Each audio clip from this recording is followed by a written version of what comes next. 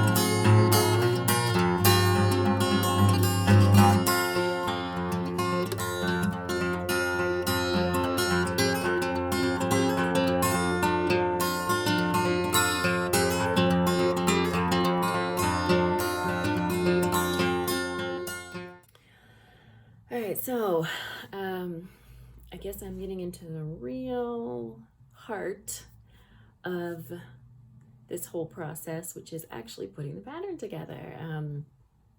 My sample is half done. I still need to finish the first sleeve.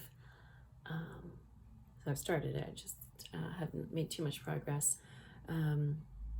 Then obviously did the second sleeve, the bottom hem, and then the I-cord trim around the front bands and the neck. But I've reached the point where I can complete the rest of the pattern without having finished the sample. So I'll be working on them simultaneously because I need to get the pattern out to preview knitters. I made a change for my sort of testing process this year, and then I'm going to be focusing more on preview knits, which are a little bit more flexible in terms of deadlines, and you can make modifications and things like that. It's really more about getting eyes on the pattern, building up some momentum for the pattern, some interest in the pattern prior to its release. So I have put up the application for people who might be interested in preview knitting, and I need to get the pattern to them by tomorrow night at 8 p.m. Which means I still have quite a bit of work to do in, not so much with the grading. I've got most of the grading worked out, but in getting it all written down and in figuring out how to explain how to fade the colors together for the different sizes.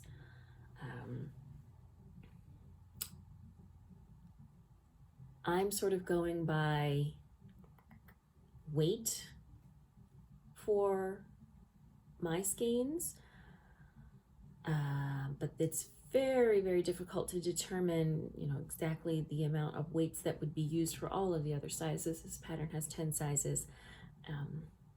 So I'm trying to figure out the best way to sort of estimate that. Of course, people can fade their colorways together in any way they like, any way that works for them and the amount of yarn they have. But I know a lot of people will want guidance on that. So that's, I think, going to be a little bit of a tricky spot, trying to explain how to do that. But I'm working on it. I'm going to figure something out, I hope. And then just, getting the pattern written out, making sure I'm explaining things clearly, getting all of the numbers in there. It takes some time. So that is where we are now on this lengthy journey. So what I've done so far for the pattern is basically put in all of the pattern information. I have a placeholder photo here, which I will probably update. I've got a starter list of abbreviations. I won't complete that until the whole pattern is done, so I can make sure I have everything. And then I've started to do the special techniques, the Latvian braid, the applied I-cord. I still need to figure out how to explain. I'm not going to include technique for provisional cast on. I think most people have their preferred method, so I don't think that's necessary. And so I've started with the instructions on the back.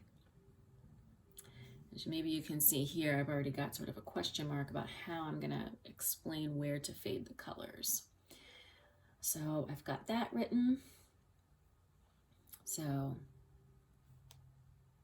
the back is mostly done. I haven't even started on the right or left front, really, or the sleeves. I've just made some changes to the sleeves, and rather than have sort of normal tapered sleeves, I'm going to have them less tapered and then a larger decrease right around the cuff so that you get sort of a little bit of a puff at the bottom. I've got some of the finishing, how to do the bottom hem, and I have put the schematic in, which I need to change because this is no longer right, so maybe I should do that.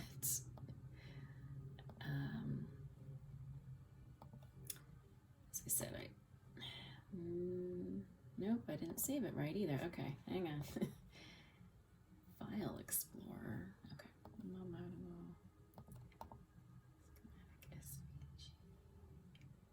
All right, so I think, as I had mentioned already, I use Inkscape to do my schematic.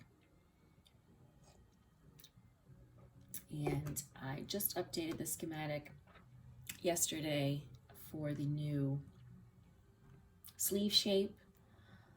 I am trying to make my schematics more reflective of the actual sweaters. In some past schematics, I've put, sort of, if it was cabled, I sort of drew in a little cable design. But this is just garter stitch, so I didn't do that this time. Okay, so this is the updated schematic, which I need to save in the right format.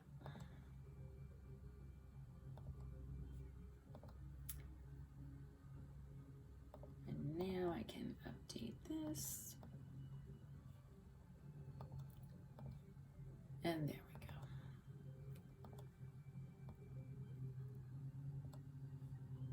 So the last step here will be when I put in the table with all of the various measurements, but at least we've got the drawing in there, so that's a start.